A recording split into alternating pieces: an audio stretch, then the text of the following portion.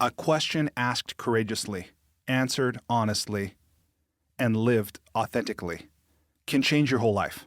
For me, that question was, how can I use what I have, what I love, and what I know to bless the lives of others? The School for Good Living and this podcast are one answer to that question. Hi, I'm Brian Miller. I know that the world can work for everyone, but that it won't until it works for you. I've created this to help you make the difference you were born to make. It's a series of conversations with thought leaders who are moving humanity forward. And in each episode, I explore their lives and the work they do. I also ask them to break down how they've gotten their books written, published, and read. This podcast is all about exploring the magic and mystery, and sometimes the misery, of the creative process. So if you have a mission, a message, and the motivation to share it, this podcast is for you. Welcome to the School for Good Living. Hey, welcome back, and thank you for listening to part 2 of my interview with Sydney Campos. Oh my God, I had no idea. Yeah. Service versus servitude. I've been totally a slave to doing what I think everyone wants me to do.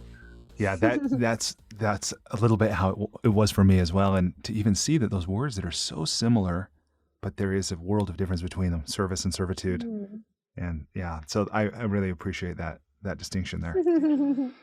Okay. So I've only got about 14 other questions I wanted to ask that I won't in this area. I wanted to ask about Odyssey. I wanted to ask about Akashic Records. I wanted to ask about self-care. I wanted to ask about rituals, daily rituals, intuition, how to cultivate it. But I want to set all that aside. Oh, technological environments and digital spaces that we occupy and how to keep our energy clean in there. So there's so much, but in the interest of time and managing our energy, I want to transition us now. I do want to just say this, though, before we go. I know I just rattled off about a half dozen things. If there's anything else in there that feels like you want to talk about it, there's no obligation to, but if anything that came up, I just want to give you a chance to touch on that or anything else before we transition. Well, I would just want to acknowledge you for how much fun I'm having in this interview, and you ask incredible questions. I love the way that you facilitate space. I love your thoughtfulness. I love that you really read my book and you're asking me these really poignant questions. And I just feel really excited and I feel really supported by you. So thank you. Well, thank you.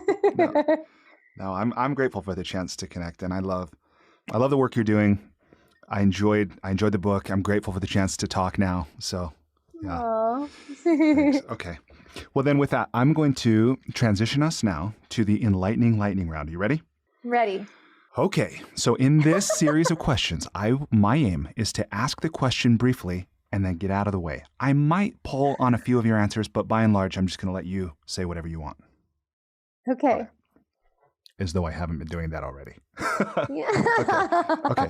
Number 1, please complete the following sentence with something other than a box of chocolates. Life is like a... giant pool party. Okay. Number 2, what's something at which you wish you were better? Listening. Okay. Also number 2.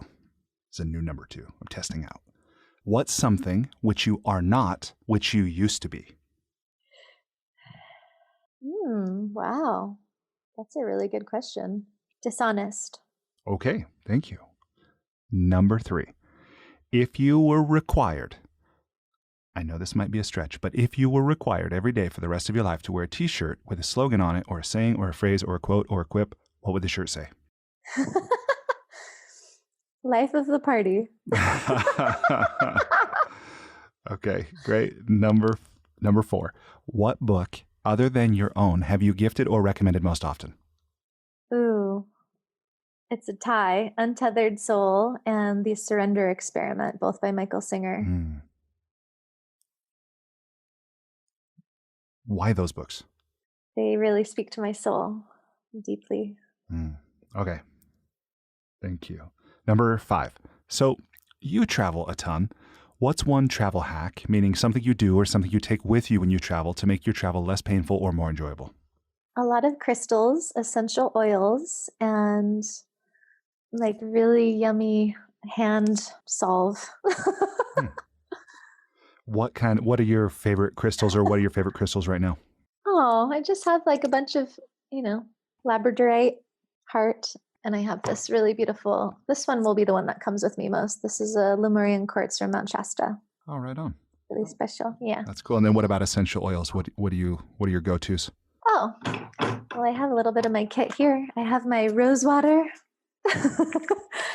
and rose oil, geranium oil. And I really love, what's the one that I have over there? It's another mix from Mount Shasta. Right on.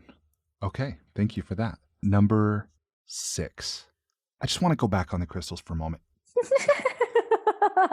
So how do you use them? You just put them in the space? Do you hold them when you do some kind of visualization or meditation or something else?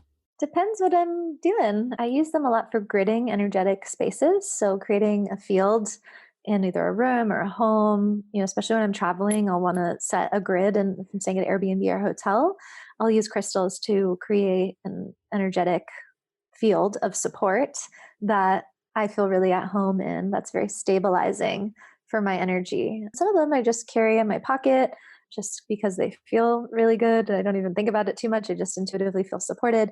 And other ones I'll meditate with, like my Mount Shasta one, I have connected with other crystals that I buried in the mountain. So it's like a connection to that energy of Mount Shasta, which is a big communication line to other energies that are very supportive for me. And yeah, I mean, a lot of them are all for just energetic support and stability, and really we can create any kind of feeling that we want in our environment when we start to work with crystals and energy fields in a more intentional way. Like we can say, oh, we've all walked into like weird hotel rooms or Airbnbs and we're like, something's a little off here, or there's a lot of weird energy. I think someone was murdered here. Well, that's a little extreme, but you can tell maybe if there's like a big party there, there's just kind of something's off. We all have this sense actually when we tune in, it's like something's a little bit weird. And so we actually have the ability to clear that energy quite instantaneously, program the kind of energy or experience that we want to have, and it's a pretty simple process to do so. Here's my thing on that. I love crystals because they're beautiful. I have no idea if they really do anything, but what I do know, and of course, science has substantiated this very well, that the placebo effect is very real and that intention is powerful. So whether or not, like I love what you're saying about creating like an energetic space. And again, I guess I'm saying this maybe for the benefit of any skeptical listeners who might have tuned out a while ago anyway, but I just think that idea of that deliberate intention is powerful, whether or not crystals actually quote unquote work. Well, our bodies are crystals, our blood is like made up of crystalline substance. Computers are made out of crystals. I mean, really all of our advanced technology is crystalline. It's made up, microchips are made of like crystals, and so it's, do they work? Yeah. Tune in at 9. I think there's something going on here, and they're fun and they're beautiful and they're powerful and they're one of the most ancient technologies that we have on Earth. Yeah. Okay. So last thing before I remember this is a lightning round.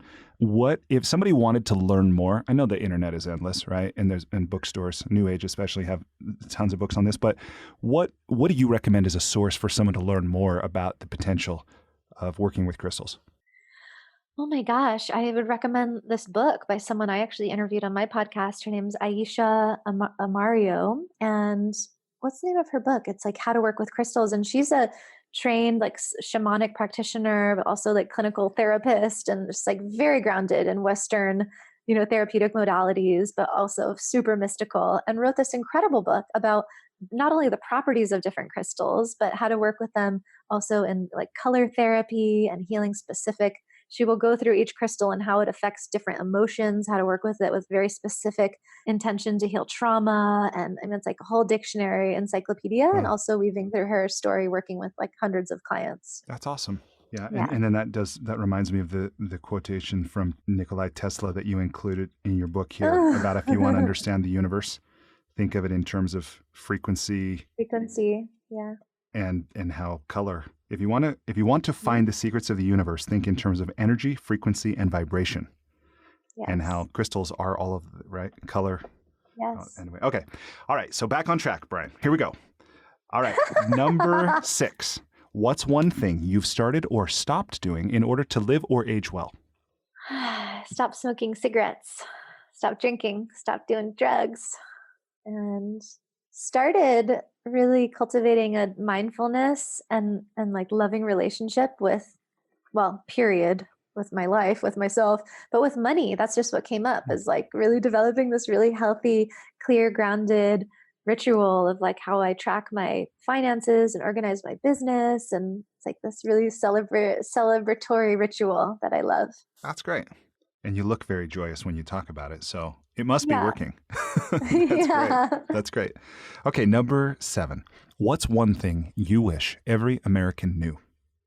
I think there's a difference between knowing and understanding. And so I want to say that I wish every single American understood deeply and believed that they are infinitely powerful beings that can create absolutely anything that they want. Me too. Okay, number 8. What's the most important or useful advice regarding relationships you've ever heard and successfully applied? And whether this is intimate relationships or just relationships in general, you can answer it however you want. Focus on yourself. Boom. That's it. Okay. It's really that. I love it. Okay. Your next book might be a really short book. It was kind of Okay. Number 9. It actually is the book. I was joking with someone about this. It's actually going to be a longer book, but I was joking with someone. It's like, yeah, the book is like 300 pages, but it's like, because it's called The Consciousness Code. So it's all about, exploring consciousness and how one might embody higher consciousness states and become a creator of their reality. And it's like a 300-page book, but all the pages are blank except one page that says, I am, and you are, so we are. I love it. I love it. Okay. Question number 9. Aside from compound interest, what's the most important or useful thing you've ever learned about money, or what's something you're sure to always or never do with it? Something that's really been impactful in healing my relationship with money and coming into like thrival is to feel money as an energy of love, as a currency of love, and as a vote for what I really stand for in life. That's a powerful perspective. Mm. Yeah, that was that point too about when we call money currency, all that it denotes about its desire, money's desire to flow. It's really an amazing thought.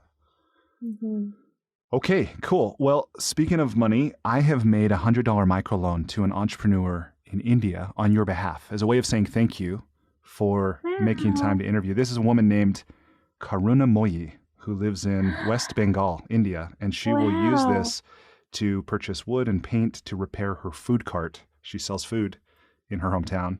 She's 38 years old. She makes about $140 a month US. Wow. So I think this, I hope this will make a big difference in the quality of her life, her family's life, and in her community. So thank you for giving me a reason to make that microloan. Thank you so much. That is beautiful. Was that through Kiva? Yeah. I love them. Yeah. And now this woman's name, Karuna, is that's a powerful name. I'm not sure what it means. I just want to look it up because it actually means divine compassion. Oh, Karuna does?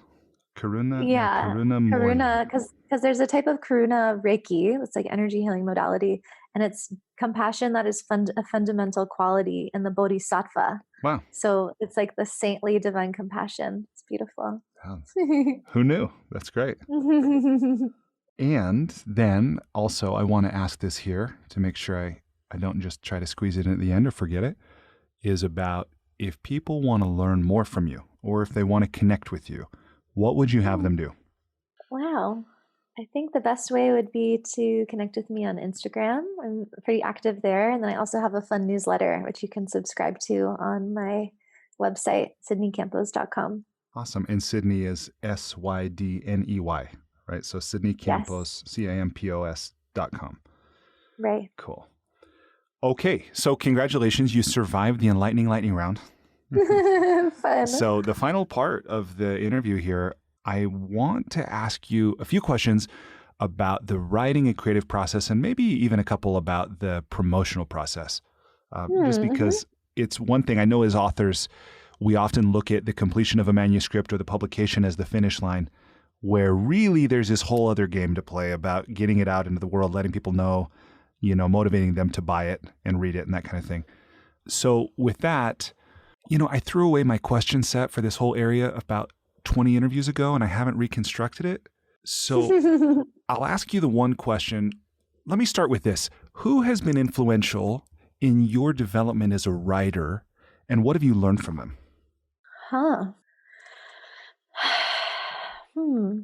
It feels really challenging to answer. I feel self-taught. I feel that my own journey, my own development, my own practice I am always my greatest teacher when it comes to writing. It's like really the people that have supported me are like my team of like mentors, my friends, my allies, the people that I can go to get, get more in check with myself and actually clear my channel so that I can bring through what wants to be written. Like I don't write the book writes me. And so I have to get out of the way, because as soon as I start to think like I have to go write this book and I'm in charge, that's when it's no longer what it's supposed to. That's not how it's supposed to go. Yeah. Okay. Well, that's great. Let me ask you this.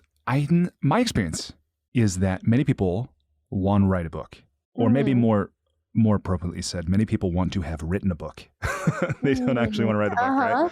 But I think a lot of people are in the situation of having this desire at some level, but they're living a life that's not easily conducive to getting the book done. So I'm interested to know if you will share a little bit about what was your life like before you decided to write the book? And then how did your life change, if at all, to orient it around the completion and publication of a book? Does that make sense? Yeah, it's a great question. I have a really I think I have a really unique path. As soon as I got published, there were so many people asking me, like, can I talk to you about your experience, going through working with a publisher, working with Simon and Schuster. What was your experience working with a literary agent and getting a book deal? And I'm like, I don't have it just happened. I was offered a book deal, through a Facebook message. Really? Yeah. And was it from an agent first? No, it was from Simon and Schuster. So it came from the publisher, not even through an agent. Wow. From the publisher. Yeah. Interesting. So the longer story is, so I told you a lot about my history. And so I get clean. I go, I get into some various healing modalities. My career starts to take off. I'm working in New York at the time in advertising and marketing. And I'm doing all this healing work, intuitive work, studying the Akashic Records, studying Reiki, having these breakthrough awakening experiences, doing really well in my recovery, doing the 12 steps, I'm having this great life. And I'm starting to see clients on the side. I have my full-time job working at a, ad agency. And then on the weekends, I'm doing intuitive coaching and energy healing, and I started to just be supporting all of these people that kind of had the same issues, just like I had. They were all empaths. And I started developing these kind of prescriptive, suggestions to help them manage their energy and feel better in New York City, which is one of the craziest places to live as an empath. And the people's feedback from, following the actions and the practices that I would give them was like, this is changing my life. This is so helpful. How did you know this? And I'm just giving them the things that I had been practicing over the years to feel better. So then the thought occurred to me, if all of these people are having these breakthroughs from, these things that I'm frankly taking for granted, maybe I could be of more service to write an article, that maybe some more people will and it was just a very light thought. It wasn't like, I'm going to write this article and it has to be this big deal. Just I'm just going to put it online, and I wrote 2 articles for MindBodyGreen about empaths, about, what to do when you feel everything, empath survival skills. And I had people emailing me from all over the world who were like, I've never known this is who, I never knew there was a word to describe how I felt my entire life. I sent this article to my family so they could understand what it's like to be me. Wow. People are having these massive, and I just never would have imagined. And then a few months later, I get the Facebook message that's like, hey, we saw your, from Eileen at, the publisher. And she's like, saw your articles and, would like to discuss you writing a title for us. And I, at this moment, thought, of course, maybe in my long-term plan for my life, I would have loved to write books. was I at that moment prepared to like start that process, which is very arduous, of like writing the proposal, getting a literary agent, doing the whole pitching thing, like all of it. It's a huge undertaking. And I was not considering doing anything like that. I just wrote the articles and thought maybe I'll write an ebook. Maybe I can expand on this. People are receiving this so well. I can write like 40 pages, to expand upon this and maybe make it, available on Amazon or something like that. But it was around that time that I got invited to this other opportunity to write a book for a major publisher. And I'd say that because it's obviously an example of the universe meeting me halfway. Yeah. I had this thought like, oh, I want to be of service, and this feels good. It feels fun. It feels natural. I have all this, to share that frankly I've been taking for granted, that a lot of people could probably really be, receive support from. And I think I'm going to go do my ebook. And meanwhile, the universe is like, nope, here you go. You're going to do this book, and it's going to be much longer, and it's going to be more in depth, and you're going to have all the support that you need to do this really well. And it's going to be distributed all around the world. Wow, that's really beautiful.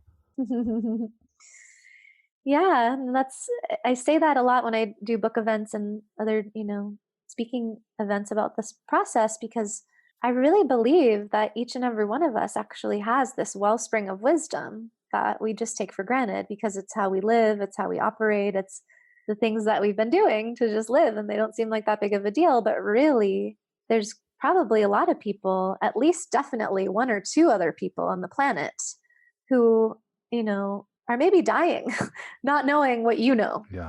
and the more that you keep it to yourself, it's like we have an invitation to share our story, to share our wisdom, to share our revelation, because it feels good, because it's celebrating ourselves. And because maybe like there's a couple people out there, maybe a lot of people out there that are literally waiting for you because they can't hear me. They can't really resonate with me. Something about my voice is turning them off, or it's too weird or whatever. But meanwhile, you might have a similar message, but a different way of delivering it that some other people can really register, and it might change their life. So I just say that as a way to like really follow that impulse. If you feel an impulse to share, if you feel an impulse to start writing, to make a video, write an article, write a book, it doesn't have to be a huge thing, but follow the impulse to start sharing. And you'll start to see like, wait, that feels good. Maybe I do want to make a bigger thing. Maybe, okay, here's the next step. It will be revealed, Yeah.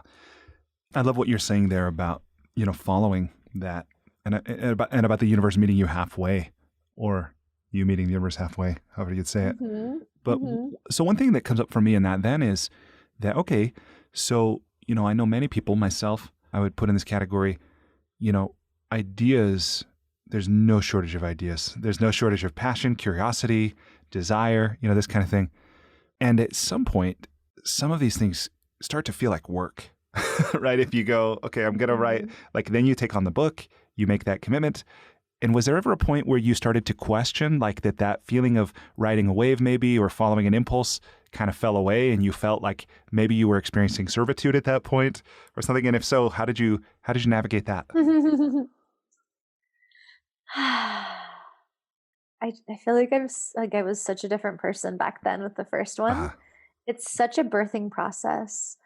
Like I mean this, like the book writes you. I feel like the book writes you, and it's like it's a birthing process. It's your rebirthing process, and wow, it's intense. And that dance between like the pressure and the deadline and the have to, the servitude thing.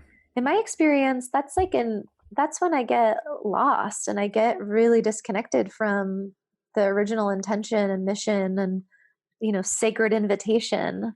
That is frankly to just be a channel and play and like allow your genius to play, like to create the masterpiece. But for me, let me like say that in plain English. Writing the first book, like I didn't, go on some writing retreat for like 5 months. I had a full-time coaching practice. I was hosting retreats. I like didn't really create a ton of space. My style, and I think even to this date, like my writing style tends to be like kind of wait till the last minute when there is a deadline, so I can just get all the noise out of the way and actually have this kind of urgency and adrenaline rush occur that then allows me to just like binge, I kind of like have binge channeling writing sessions. And that's how I wrote the Empath Experience in about 4.5 months. And I did it predominantly in like multiple series of these really long sessions where I could get into flow state and do that for like days at a time. And sometimes, approaching the deadline would really support me in like lighting the fire. And who knows if that's a conditioning from college or high school and just like waiting till the last minute to Yeah. like study for the test or write the essay. I mean, I know other writers have that too. And like we all have different styles. Some people, like my best friend, she writes every day. She just writes 1,000 words every day. I can't do that. Yeah, I know. Some people are so disciplined. And Dallin, my Yeah. producer, and I, we have this conversation sometimes about the creative process where the work Yeah. begins. And then we just kind of Yeah. screw off. Oh, God. And then there gets to be this point where we reach panic. And then we do all the work while crying. Before So I'm glad to know this is a universal experience. It's a weird one, right? But I think it has everything to do with like, well, let me talk about my current situation, because I was really feeling this last couple of days. I was actually feeling a lot of stress. I have a deadline with 10% of the manuscript due in a couple of days, and I wrote like 20,000 words for this book, which is way over the amount due. I wrote so much over the last couple of months. I was just channeling and flowing and feeling so good. But then, oh God, the last month I've gone through some of the biggest initiations, healing, upgrades. I no longer recognize that voice. Wow. So I'm starting over from scratch. And then that created this feeling of like, oh my God, but there's a time, and okay, ask for a few days extension. That's okay. But that's part of the process. Is I think when we write these books, especially about our lives and the things we've experienced, so that we have, we can be an example to others who maybe don't have to go through the same lessons that we got to go through for them, for all of us. It's like, oh, I'm being given a lot of the lessons that are meant to be included in this book. And it's kind of not happening on my time frame. It's not happening like last year with a long, graceful integration period. It's happening in real time so that I can quickly actually share what's present now, what it's like to be in the process. How does one integrate from some of these experiences, coming into deeper awareness of who you actually are, and why we're here, and what consciousness is? I mean, these are like big questions, right? But I'm literally being given all these opportunities in my life right now to be in the practice, to be in the investigation, like to literally be the guinea pig. Oh. So, I get to just start from scratch and not listen to the, well, pressure, deadlines, obligation, servitude. Like, these are not the energies that I'm here to play in. Yeah. Yeah. I'm not. Like, I'm here to really be a clear channel and share this transmission of something that I'm like prepared to be amazed by, that I just get to be a channel for. And so how I prioritize the writing process now is like doing what feels good for my body, to feel really supported, present, joyful, to feel like myself. And then when it feels inspiring, when the book is like calling me, inviting me to write and share, I listen. I go and I listen to that call, and then I go engage. And that's my personal process. But it's been, it can be challenging sometimes when there is like, there's deadlines and there's third dimensional constructs, and, but you get to choose how you react and respond, and how you operate and prioritize your well-being, and remember to always stay connected to the mission and the underlying, why are you even doing this in the first place? Yeah. Like, why do you want to write a book? Because a lot of people might think like, oh, I should write a book. I should have a book because it's a certain accolade. It means it, proves something about yourself. Is that all you really want? Because there's other ways to achieve that goal. Or do you actually want to tell a story? Or do you actually have wisdom to transmit? Or do you actually want to give this gift to yourself, which is integrating your life experience in a beautiful way?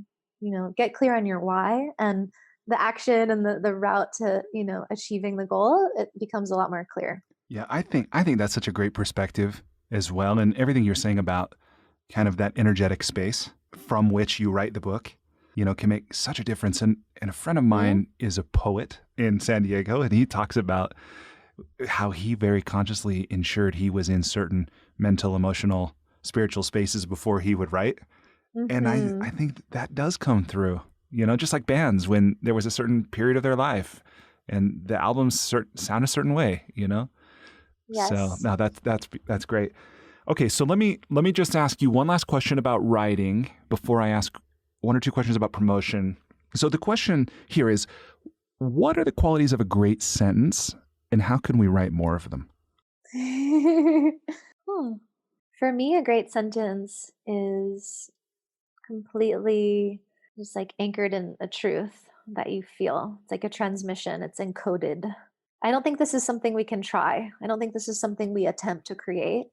It's something that is channeled through. It's like just perfect. Like you feel it. Beyond the words that are read, there's like a certain encodement or activation that happens with certain sentences. And it's not the sentence, it's the being that's channeling it. And it has to do with like their embodiment of truth, like a deep understanding and knowing of what it is that they're transmitting. Mm-hmm. So like the truth that comes through is so simple. It's like so precise. It's just like the mic drop. It's like, oh, like I'm so after that. And to be that, I get to be really clear in my being. I get to be really clear on who I am. I get to be really clear on what my mission is. And it's simple. And there's not so much flowery description, and maybe the book is just one word, like I am. yeah. That's great. Okay.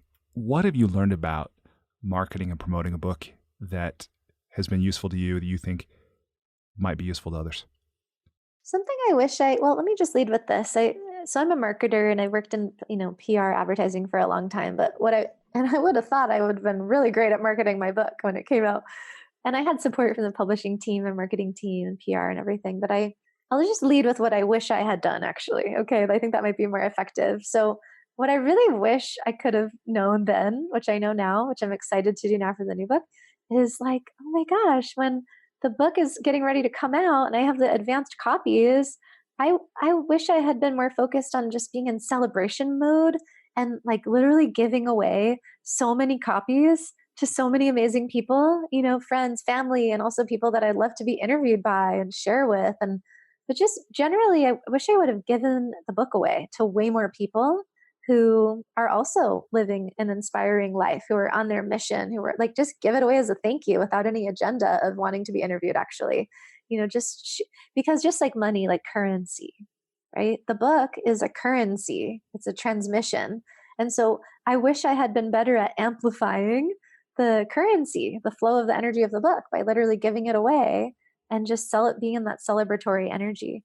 What I did a lot of, which I don't think was really effective, is like did a lot of like newsletter campaigning and pre-order campaigning on social media, and did like a thunderclap thing, which is like basically getting everyone on the publishing date to like post on social media.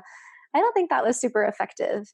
A lot of the sales of my book actually happen from not so much online orders, more so like bookstores, like Barnes and Noble, and people finding the book on the bookshelf in different shops. And so that's been interesting to watch, and yeah, and I wish I had just given away a lot more of the book as a gift. And I also wish that I had planned out more kind of like collaborative. What would have been really fun, which I'm excited to do for the new book, is instead of like booking myself as like on a speaking tour for the book at all these different places, I actually want to do something more creative that feels more collaborative, that feels more like inviting other people to the table too. So it's not just like me and my book.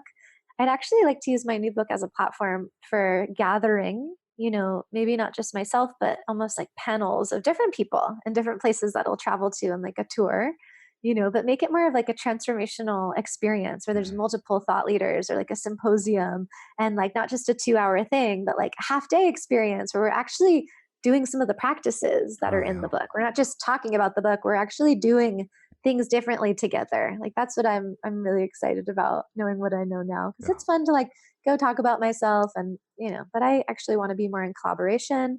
I want to help create a platform that lifts a lot of other people up too, and most importantly, I want to actually be in the practice of embodying more consciousness, embodying more of our true selves really together. Oh, that's great. And that sounds fun. What you're saying exactly. sounds fun. And totally. Somebody who I really respect, who does, in my view, what you're saying you want to do really well is Chris Gilbo. Do you know Chris? Oh yeah, from Impact. He does the $100 startup, and he has the World Domination Summit up in Portland every year, and cool. And he's got a bunch. But he does this thing where he invites people, and he's been doing this for a lot of years now, but he actually invites people to invite him to come to their community. And then he organizes with people who volunteer. They organize events for him to come, and other people come, and everyone is different. Some are in like grocery stores, some are in, we actually did one here in Salt Lake at a movie theater, and some are in grade school. Like it's really cool. It's just a neat thing. I'd never seen anything like it, but so that's fun. I love that idea. See, that's what I'm talking about. Like that feels so creative and inspiring, co-creative. Yeah. I'm all about that now. Like the co-creation of like, where does the community want? Like, do those people even, it's so funny to think like, I'm just going to go to that bookstore and do an event. And who knows if anybody even cares. I know. That's funny.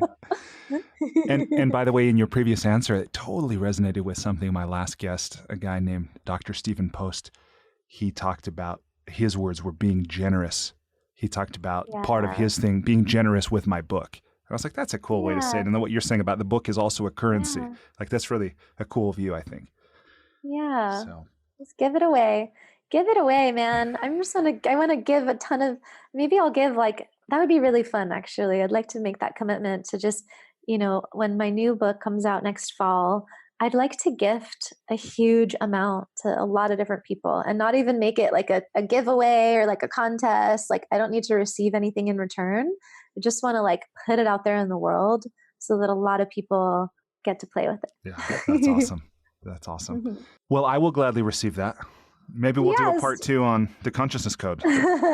Awesome. If you're up for it. I'd love that. So, okay. Well, good. Well, I know we're at our predetermined time, so I want to respect that and let you go. Before I do, is there a final thought? Is there a mantra, a saying, a piece of encouragement, anything you'd want listeners to do or make sure they take away from this wonderful conversation we just had, or even something outside it? What feels true? I really like this quote. I'm consolidating a bunch of different quotes that I really love to include in the, in between sections in the new book. And I got to give it to the old school, the Rumi classics. I really love, yesterday I was clever, so I wanted to change the world. Today I am wise, so I am changing myself. I love it. Oh, that's great. Okay. Well, what a perfect place to, not even to end, but to pause until to inquire. Yes.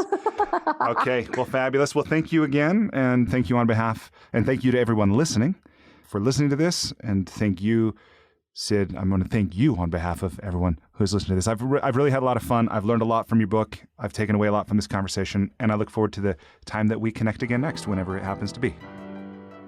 Despite living in an age where we have more comforts and conveniences than ever before, life isn't working for many people. Whether it's in the developed world, where we're dealing with depression, anxiety, addiction, divorce, jobs we hate, relationships that don't work, or people in the developing world who don't have access to clean water or sanitation or healthcare or education, or who live in conflict zones, there's a lot of people on the planet that life isn't working very well for. If you're one of those people, I invite you to connect with me at goodliving.com. I've created Life's Best Practices Breakthrough Coaching to help you navigate the transitions that we all go through. Whether you've just graduated school, you're going through a divorce, you just got married, you're headed into retirement, you're starting a business, you just lost your job, whatever it is you're facing, I've developed a 36-week course that you go through with me and a community of achievers and seekers who are committed to improving their own lives and the lives of others. So through this online program, you will have the opportunity to go deep into every area of your life, explore life's big questions, create answers for yourself in community, get clarity and accountability. If that's something you're interested to learn about, I invite you to contact me directly at brian@brianmiller.com or by visiting goodliving.com.